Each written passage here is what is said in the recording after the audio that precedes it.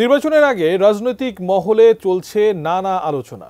শিক্ষার্থীদের নতুন দল গঠন থেকে শুরু করে দায়িত্ব বন্টন কি নেই আলোচনার টেবিলে। সেই সাথে এই নির্বাচনে কোন কোন দল অংশ নেবে তা নিয়েও কানাঘুষা চলছে।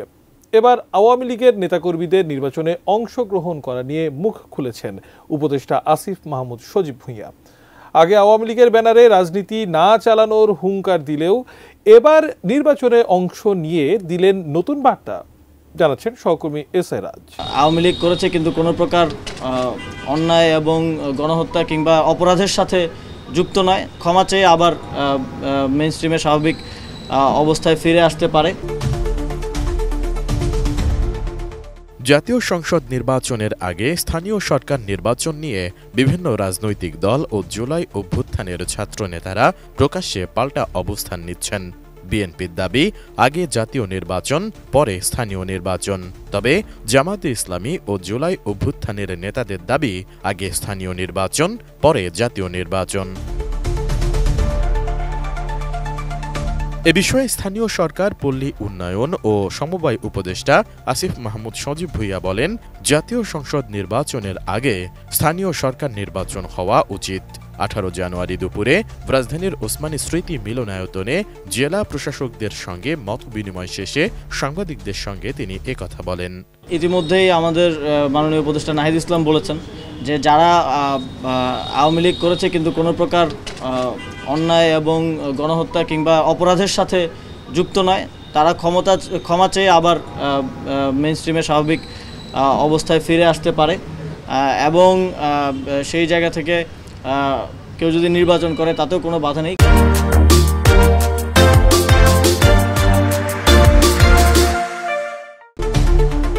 আসিফ মাহমুদ সজীব ভুঁইয়া বলেন, সারা দেশে জনপ্রতিনিধি না থাকায় জেলা প্রশাসকদের অতিরিক্ত সময় দায়িত্ব পালন করতে হচ্ছে।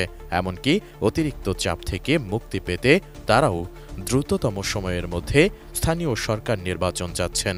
একজন অফিসার যখন 2-3টা দায়িত্ব পালন করতে হচ্ছে, তাকে কোনোটাই আসলে ঠিকভাবে পালন করা একজন মানুষের পক্ষে কঠিন হয়ে দাঁড়ায়। ভালো জাতীয় নির্বাচন আয়োজন করার ক্ষেত্রে স্থানীয় সরকারের যেই সংস্থাগুলো আছে তারা গুরুত্বপূর্ণ অবদান রাখতে পারে। আইন শৃঙ্খলা নিয়ন্ত্রণ থেকে শুরু করে লোকালি ইলেকশনকে সুষ্ঠুভাবে পালন করার জন্য গুরুত্বপূর্ণ দায়িত্ব পালন করতে পারে।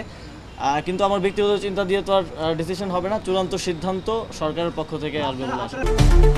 আওয়ামী লীগের নেতাকর্মীরা নির্বাচনে অংশ নিতে পারবেন কি পারবেন না এ বিষয়ে উপদেষ্টা আসিফ মাহমুদ সজীব ভুঁইয়া বলেন, আওয়ামী লীগের বেশিরভাগ নেতাকর্মী পলাতক রয়েছেন।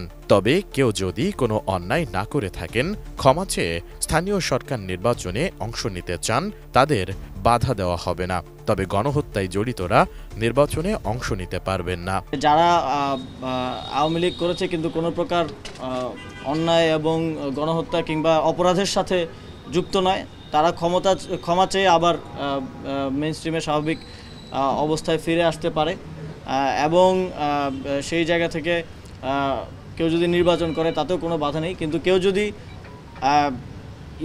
কেউ যদি কনভিক্টেড থাকে, এই গণহত্যার সাথে জড়িত থাকে, তাহলে তাকে কোনোভাবেই নির্বাচনে আসতে দেয় না।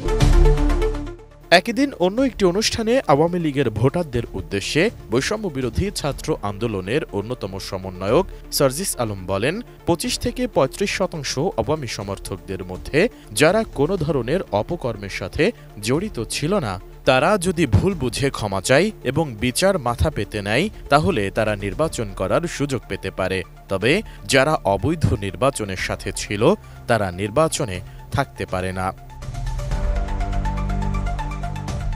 এসআই রাজ, এটিএন নিউজ।